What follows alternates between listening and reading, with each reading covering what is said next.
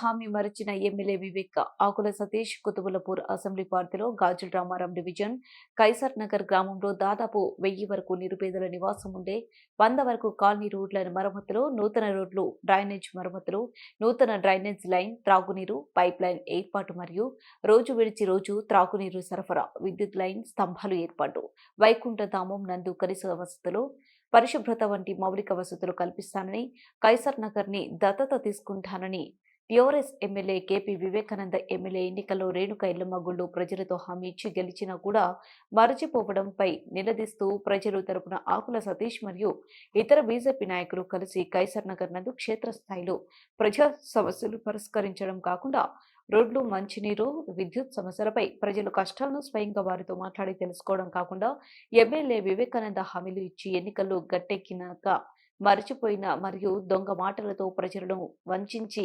మూడోసారి గెలిచిన TRS MLA Vivekananda గెలిచి సంవత్సరమైన దత్తత హామీ మర్చిపోవడంపై తక్షణమే ప్రజలు క్షమాపణలు చెప్పి కైసర్ నగర్ కి సొంత నిధులతో ఎమ్మెల్యే మరమ్మతులు, నూతన పనులు చేయాలని, లేని ఎడల ఎమ్మెల్యేను ఎక్కడికక్కడ నిలదీస్తామని హెచ్చరించడమే కాకుండా కైసర్ నగర్ నందు ప్రజా సమస్యలను పరిష్కరించడానికి జీహెచ్ఎంసీ అధికారుల దృష్టికి సోమవారం ప్రజావాణికి తీసుకువెళ్లడం కాకుండా పరిష్కారానికి కృషి చేస్తామని చెప్పడం జరిగింది. ఈ కార్యక్రమంలో జయశంకర్ గౌడ్, చందు, అరుణ్ రావు, ముఖేష్, మురళి, పాండు, మోహన్, అభిషేక్ తదితరులు పాల్గొన్నారు. ఒక్కసారి ఆయన మనసులో జర మళ్ళీ మా బస్తీ గుర్తొచ్చి మళ్ళీ ఇక్కడ వచ్చి పనులు స్టార్ట్ చేయాలని కోరుకుంటున్నాం.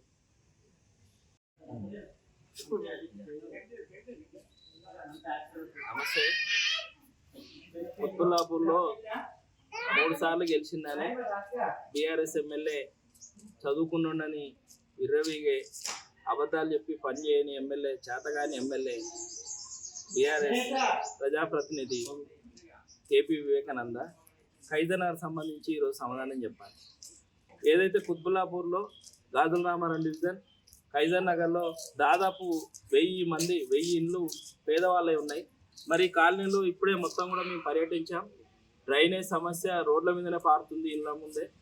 అదేవిధంగా డ్రింకింగ్ వాటర్ సమస్య, వారానికి కొన్న కనెక్షన్స్ కూడా ఏదైతే ప్రధానమంత్రి హర్ ఘర్ జల్ జీవన్ కింద ఇక్కడ శాంక్షన్ అయ్యి రూపాయి కనెక్షన్కి ఇచ్చిన వాటికి కూడా వారానికి ఒకసారి మంచినీటి ఇవ్వని పరిస్థితి. అదేవిధంగా రోడ్లు లేని పరిస్థితి. రోడ్లు డ్రైనేజ్ కోసం తవ్వి కూడా దాదాపు 2 సంవత్సరాలు గడిచినా కూడా ఇంతవరకు దాని ప్యాచ్ వర్క్ కూడా చేయని పరిస్థితి. అదేవిధంగా ఏదైతే వైకుంఠధామం ఉందో దానికి కనీస మౌలిక వసతులు లేని పరిస్థితి. అదేవిధంగా వర్షాలు పడితే రోడ్లు కానీ ఇల్లు కానీ మొత్తం వాటర్ ఫాల్ లాగా అయిపోయి నిండా మునిగిపోయే పరిస్థితి, ఇళ్లలోకి నీళ్ళు వచ్చే పరిస్థితి ఉన్నది. ఈ విధంగా రోడ్లు, డ్రైనేజీ, డ్రింకింగ్ వాటర్, శానిటేషన్ ఇదంతా ఒక ఎత్తు అయితే కనీసం ఇల్లు కట్టుకొని ఇంటి నెంబర్లు వచ్చి ఇంటి ట్యాక్స్ కట్టుకుంటున్న ప్రజలకు కూడా కరెంటు, విద్యుత్ స్తంభాలు వేసి కనీసం విద్యుత్ కనెక్షన్ ఇవ్వలేని దౌర్భాగ్య స్థితిలో అటు జిహెచ్ఎంసీ ఉంది.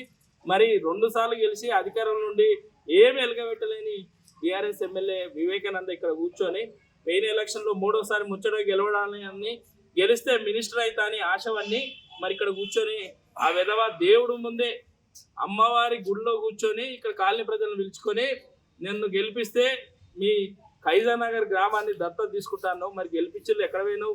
ఎక్కడ పెట్టుకున్నావు ముఖం? మర్చిపోయినావా? దొంగలాగా తయారైపోయినావు కుత్బుల్లాపూర్కి.